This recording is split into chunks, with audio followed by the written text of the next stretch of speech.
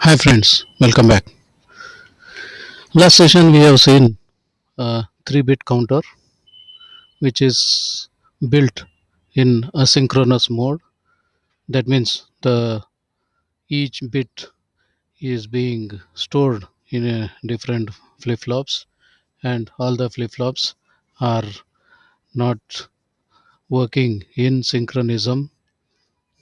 The output of one flip-flop is going to drive the second one, output of second one is going to drive the third one, and so on, and hence the clock from one stage to other stage gets delayed, and hence they are not working in synchronism. That's the meaning of asynchronous counter.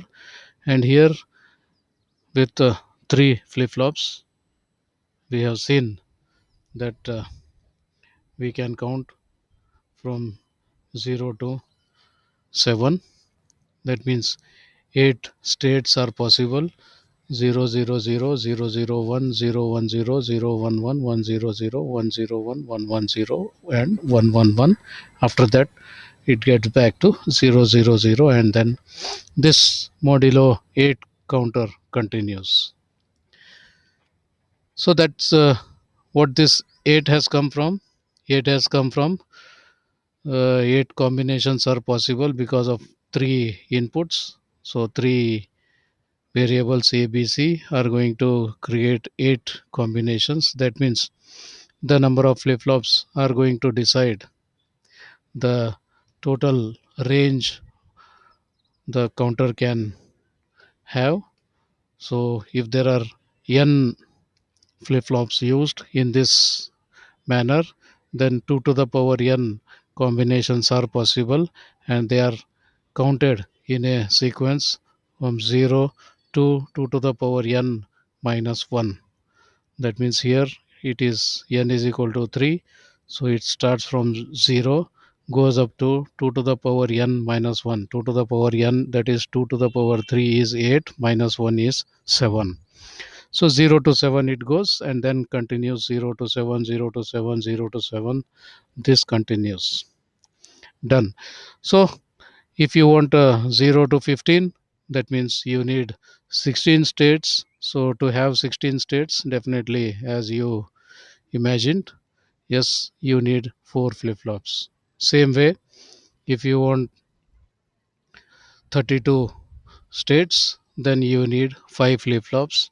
If you want 64 states, yes, you need 6 flip flops, and so on. So the number of flip flops n will decide what is the maximum range, that is 2 to the power n. Done. Okay, now the question is it necessary that we should keep counting from 0 till all the states?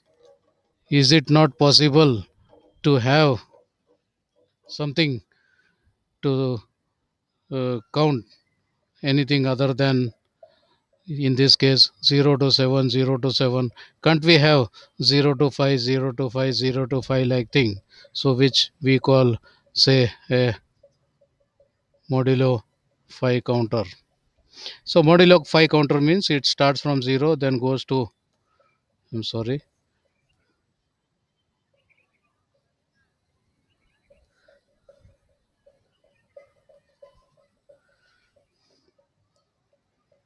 modulo 5 counter, it starts from 0, then goes to 1, then 2, then 3, then 4, and then back to 0.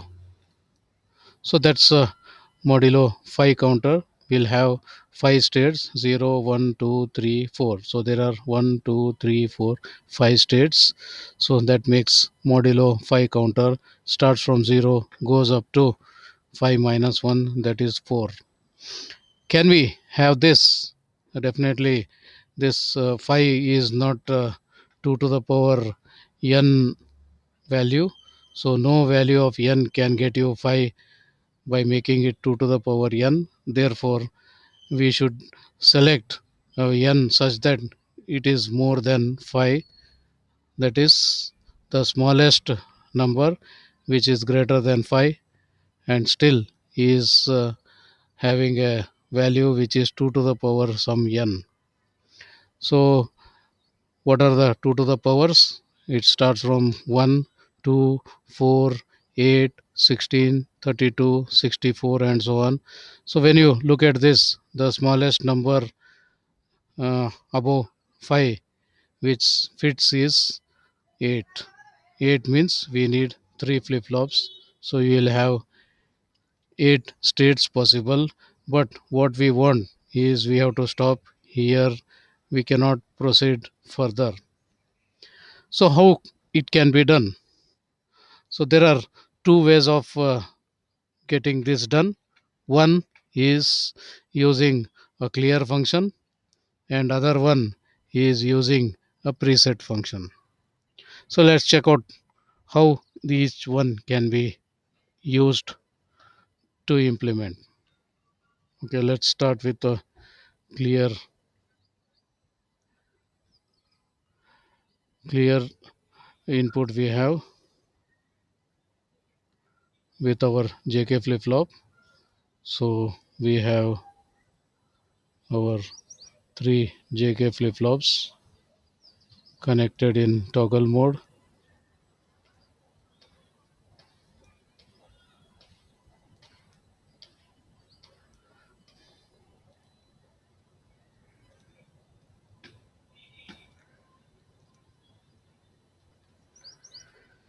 and the first one is driven by the actual clock.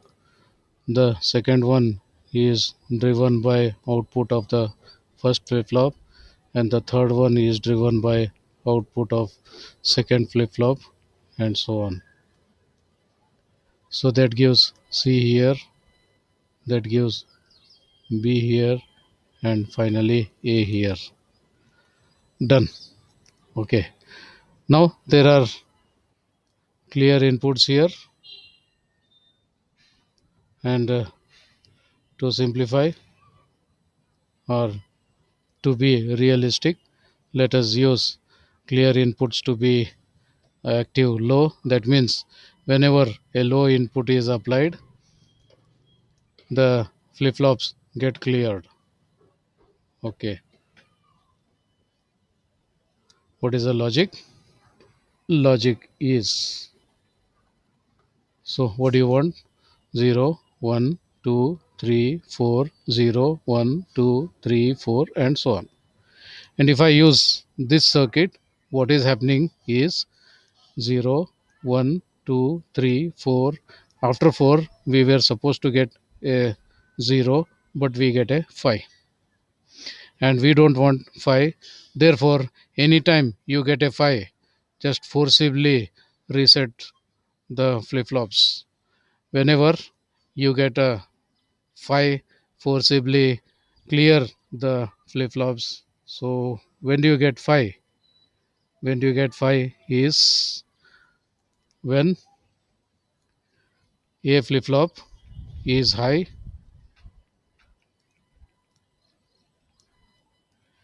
A flip flop is high, B flip flop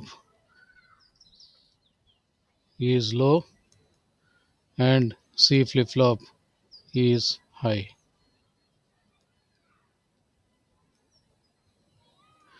When all A is high, okay, I am taking from Q of A flip flop, and B should be low. That means I am taking Q bar input of B. That means when B is low, that means Q bar of B will be high. So this is also going to be high when we are in this state. And of course, C we are taking directly from Q. Therefore, when we are in state 1, 0, 1, whenever we reach state 101, we get a 1 here, we get a 1 here, we get a 1 here, and all three ones should get me a 0. All three ones should get me a 0 here, so that if I connect a 0 here, all of them gets reset and all the outputs will become 0.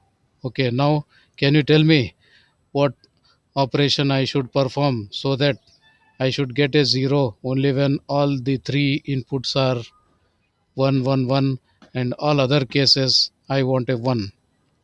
Which one you said? Yes, of course, it is a NAND gate. Use a NAND gate, and the NAND gate says when all inputs are 1, only then output will be 0. If any one of the input is 0, output is going to be 1.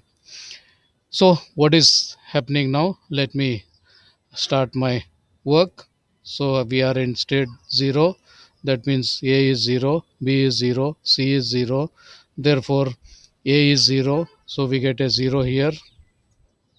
B is 0. Therefore, we get a 1 here. C is 0. So, we get a 0 here. So, there is 1 0 at least. Therefore, output is 1. And because output is 1, the clear is not affected because clear are activated only when you make it a 0 because they are active low inputs. Done. So for 0 nothing happens. When next clock comes it will become 0 0 1. So this 0 is here, therefore output is confirmed to be 1, so nothing going to happen. Then 0 1 0, a 0 here again confirms output to be 1, so no clear operation. Then 0 1 1, 0 here again confirms no clear operation. Then 1 0 0, 1 here, okay, no problem. 0 here, also get a 1 here, no problem. But 1 0 0, so C is 0. Therefore, though these two are 1, C is 0, guarantees output to be 1, and hence no clear action. And after 1 0 0, we get 1 0 1. And when we get 1 0 1, this 1 comes here, zeros complement 1 comes here, this 1 comes here, so all three are 1. Therefore, the output is going to be now 0 1 1 1 will get me a 0, and this 0 when given to this, all three flip-flops get cleared, and hence the output immediately, instead of 1 0 1, they become 0 0 0. So what happened was, it started from 0, then went to 1, then 2, then 3, then 4, and for a moment it went into 5, but it could stand in 5 because the moment it gets into state 5, the outputs are favorable for clearing, and hence immediately the output get cleared and it becomes 0. So that way we can ensure. So what is to be done is just take this combination, but what I think is this zeros are not required. So if you look at A and C, which are to be 1, if you just take A C only, B is no more required. Why? Because A and C are going to be 1 only here for the first time. All other cases A C together are never 1. Yes, after that AC can be 1 again, but it never reaches this state. The moment AC both are 1, it gets back to 0 0 0, and you will be here. Therefore, it doesn't get to the state 7 where AC are again 1. Therefore, it doesn't make any sense whether to verify whether B is 0 or not. Just if you verify A is 1 and C is 1, whenever this happens, just reset it. That means we can avoid this connection for which the input is going to be 0. So that simplifies our design. So that's the simpler way of getting the any modulo counter, and here we have used the clear terminals. On the same ground, we can use preset terminals also. And what is happening is the difference between clear and preset is so 0, then 1, then 2, then 3, then 4. After 4, it should go back to 0. And in the clear version, we had seen whenever it goes to 7, yeah, sorry, whenever it goes to 5, we forced to go to 0. Now, what we do is whenever we go to 4, we force it to go to 7. That's the last state. So whenever it is in 4, we force it next to go to 7. So that way what happens is it goes to 7, and on the immediate next clock after 7 it has to go back to 0.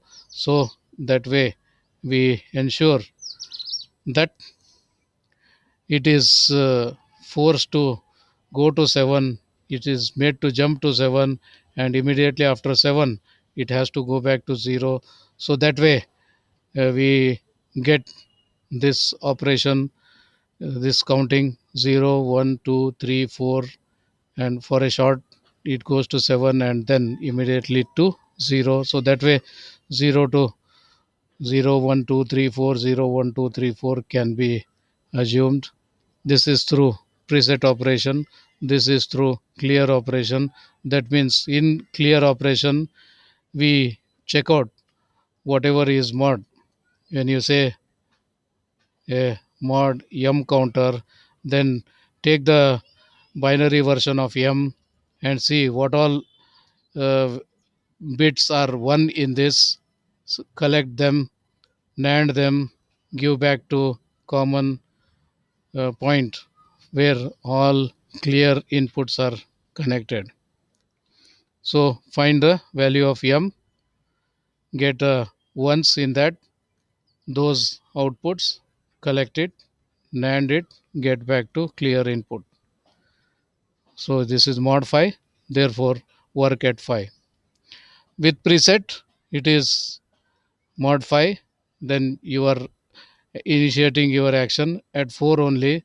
That means now you should initiate at m minus 1 and jump to the last state, and that after last state it has to go back to 0 anyway. You don't have to do anything, so just ensure to jump to the last state through preset. So preset means set each one as 1. So that means 1, this becomes 1, this becomes 1. That means all flip flops will become 1. So all 1 1 1 1 1 means it is going to be the last state. And if all are 1, then on the next clock is going to be 0, this is going to be 0, this is going to be 0. That means by default it gets back to the first state, that is 0 state. So that's it for any asynchronous counter whose final value is less than uh, what you call 2 to the power m, where m is the number of flip flops. So that's it. We can take up in two versions, one using clear, one using preset. That's what we have seen. So many more to follow. So till then, take care. See you. Bye.